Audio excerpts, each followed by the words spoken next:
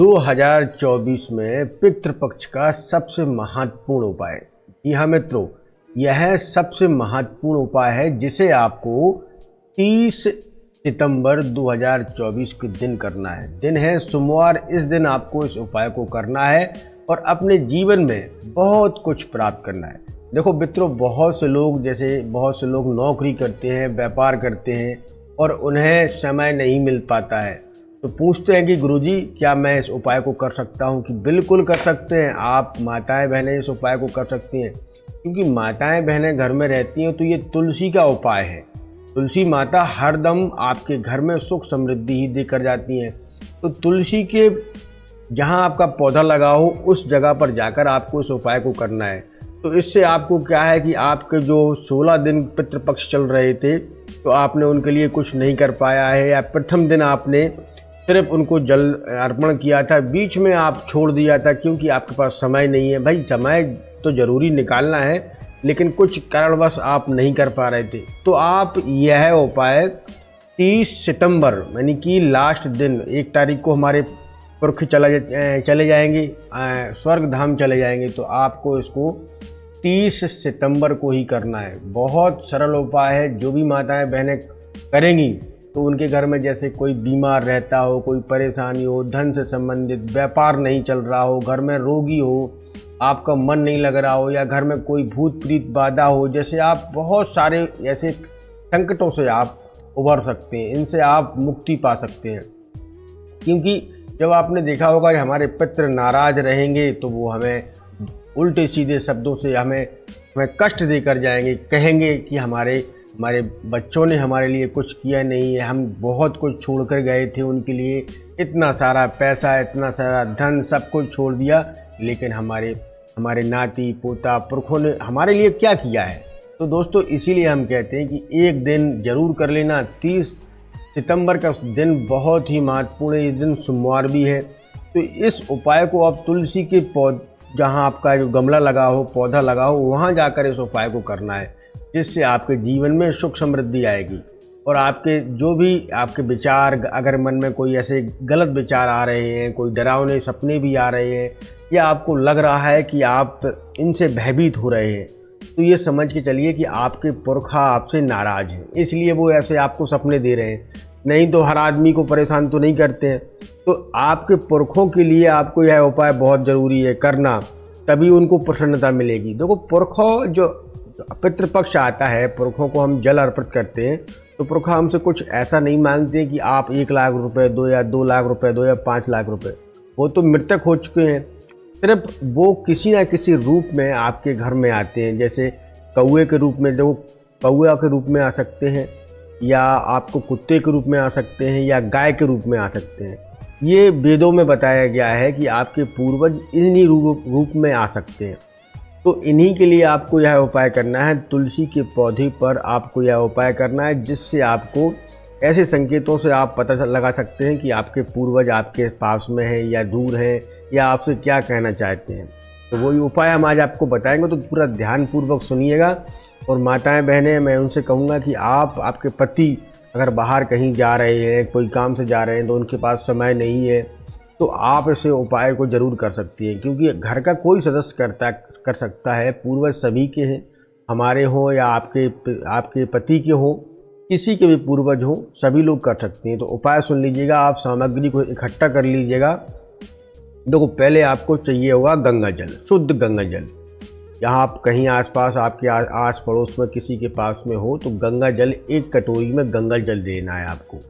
फिर आपके गंगा जल लेकर उसके और साथ में आपको लेना है रोरी, जो कुमकुम बोलते हैं, और अक्षत यानी कि चावल, इन चीज़ों को, और एक जो गोबर होता है ना, गाय का गोबर, उसकी कंडी लेना है। शुद्ध घी गाय का मिल जाए तो ठीक है, अगर भैंस और का हो तो उसका भी चल जाएगा। घी होना चाहिए, मतलब, लेकिन शुद्ध होना चाहिए, अच्छा होना चाहिए, किसी ने अपने खान पीन के समय उसको जूठा ना किया हो, शुद्ध होना चाहिए। अब इन सामग्रियों को आप लेकर जहाँ आपकी तुलसी जी की स्थापना है या जहाँ गमला है, उस जगह पर आप जाइएगा, एक आसन बिछाइएगा। मैं माताएं बहनें अगर इस उपाय को कर रही हैं तो इसे विशेषकर ध्यान रखें, आप अपना श्रृंगार जरूर करें। अगर मांग में रोरी आप जो भी श्रृंगार लगता है, चूड़ी, कपड़े पहनकर और सिर ढककर, बालों को बांधकर इस उपाय को करना, क्योंकि इस समय आपको बाल खोलना सही नहीं होगा, क्योंकि अगर आपका कोई भी बाल पूजा में चला गया तो आपकी पूजा भी खंडित हो सकती है। तो इसका विशेषकर ध्यान रखें, अपने बालों को ढकें और बालों को बांध कर ही और पूरा 16 श्रृंगार करके अपने घर में ही कर सकते हैं, क्योंकि 30 सितंबर को ही यह उपाय करना है। क्योंकि आप अब इसके दिन आपके पुरखा भी जा रहे हैं, तो आपको ये विशेष उपाय आपको बता रहे हैं। तो इस सामग्री को आप इकट्ठा कर लें। इकट्ठा करने के बाद आप दक्षिण दिशा की ओर मुंह करें। आप दक्षिण, आप जिस भी आपका घर जो भी क्षेत्र में हो, जिस पड़ रहा हो, लेकिन आपको दक्षिण दिशा में अपना मुंह करना है। एक आसन जो होता है, आसन बिछाएं, आसन पर आप बैठ जाएं। बैठने के बाद पहले गंगा जल से तुलसी जी को छिड़काव करें। थोड़ा सा गंगा जल लेकर तुलसी जी के ऊपर डालें। तुलसी जी के बाद डालने के बाद एक आपको तांबे का लोटा लेना है। तांबे का लोटा लेकर उसमें थोड़ा सा गंगा जल मिलाकर अपने पितरों का आवाहन करना है। पहले उनको जल अर्पित करना है, उन्हें आवाहन करें, आप बुलाएं, क्योंकि आप वो लोग जा रहे हैं, अंतिम दिन है, क्योंकि एक अमावस्या पड़ रही है, तो अमावस्या को तो ये उपाय कर नहीं सकते आप, उसके एक दिन आपको पहले करना है। तो पहले आप आवाहन कर लें, अपने पुरखों को बुला लें कि आइए, हमारे जो भी पूर्वज हैं, आप जा रहे हो, पूरी 1 साल के लिए आप जा रहे हो, हमारे घर पर कृपा बनाएं।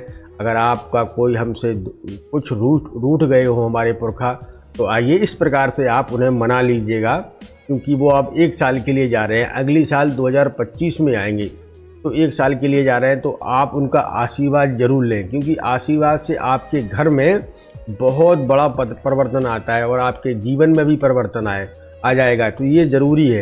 तो आप पहले गंगा जल से उन्हें स्नान ध्यान करा के बुलाएं, आवाहन करें। फिर उसके बाद एक जो पत्ता वगैरह हो, आपके पास थाली हो, वहाँ पर रख दें। रखने के बाद जो भी आपने अगर घर में मीठा बनाया है या खाना बनाया है, दाल चावल भात जो भी बनाया हो घर में, उसे आप थोड़ा रखें। साथ में अक्षत, रूरी, चंदन ले जाकर उनका चंदन तिलक करें। तिलक करने के बाद वहाँ जो आपने गाय की कंडी बताई है आपको, गाय का गोबर, वहाँ सूखी कंडी को लेकर हवन करें।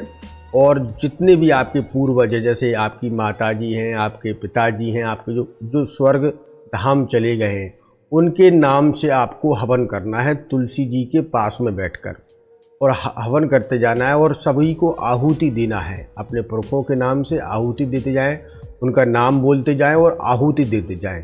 इस प्रकार से जितने भी लोग हैं आप उनको आहुति देते जाएं। इसके बाद आपको उसी जल में थोड़ा गंगा जल और डाल लें लोटे में, और तुलसी पर भी जल अर्पित करें। और उसके बाद तुलसी को भी अक्षत, तरूरी, चंदन से उनका तिलक करें अच्छी तरह से उनकी। और अगर लाल चुनरी अगर आपके घर में है तो तुलसी माता को लाल चुनरी अर्पित करें और कहें कि हे माँ, और अपने पुरखों को बुलाएं कि मैं कसम खाता हूँ कि आपको अभी तक मैंने जो कार्य नहीं किए हैं, आपकी पूजा नहीं कर पाया, जो भी आप मुझसे गलतियाँ हुई, तो मैं तुलसी देवी की कसम खा के कहता हूँ कि जो भी मैं हूँ गलती हुई मुझसे, उन्हें आप क्षमा करें, मुझे माफ़ करें। और अगली साल आप आएंगे तो मैं पूरी विधिवत आपकी पूजा करूँगी, पूरा समय आपको दूँगी और आपके हर एक दिन आपकी पूजा करूँगी। इस प्रकार से दोस्तों, अगर आप अपने पूर्वजनों को मना लेते हैं, उनको आशीर्वाद प्राप्त कर लेते हैं और उनकी कृपा प्राप्त कर लेते हैं, तो आपको 2025 का समय बहुत कुछ लेकर आएगा और बहुत कुछ देकर जाएगा। अगर जो लोग नहीं कर पाते हैं तो बाद में फिर कहेंगे कि गुरुजी हमें समय नहीं था, तो आप इसको अमावस्या के सुबह मतलब सूर्य उदय के पहले मतलब सूर्य उदय निकल रहा हो उसी समय इस उपाय को कर सकते हैं। अमावस्या के दिन आह्वान नहीं कर सकते हैं आप, ठीक है, क्योंकि उस समय पितरों का जाना होता है, स्वर्ग धाम जा रहे हैं, क्योंकि अगले दिन से 3 अक्टूबर से शारदीय नवरात्रि प्रारंभ हो रही है। तो यह उपाय आपको 30 सितंबर को ही करना है। इस बात का विशेषकर ध्यान रखें। आपके पूर्वज आप पर कृपा बनाएंगे, आपके घर में सुख समृद्धि वैभव आएगा। आपके घर में कोई बीमार वगैरह कोई रहता है या कोई किसी प्रकार से कोई कमी है, तो आपको आपके पूर्वज आशीर्वाद देकर जाएंगे, आपके घर में सुख समृद्धि और वैभव प्रदान होगा। तो मित्रों, इस हिसाब से अपने पूर्वजों को मना लीजिएगा और मनाने के बाद उनका आशीर्वाद प्राप्त करिएगा। आपके जीवन में अच्छा ही अच्छा होगा और किसी प्रकार से आपको कमी नहीं होगी। यह पूर्वजों के लिए था। तो मित्रों, यह वीडियो दूसरों तक भी शेयर करें, जिससे उन्हें भी यहाँ ये 30 सितंबर के इस लाभ को उठा पाएँ, अपने जीवन को सुख समृद्धि और वैभव प्रदान करें। तो मिलते हैं एक नई वीडियो के साथ, तब तक आप सभी से धन्यवाद। जय श्री राम।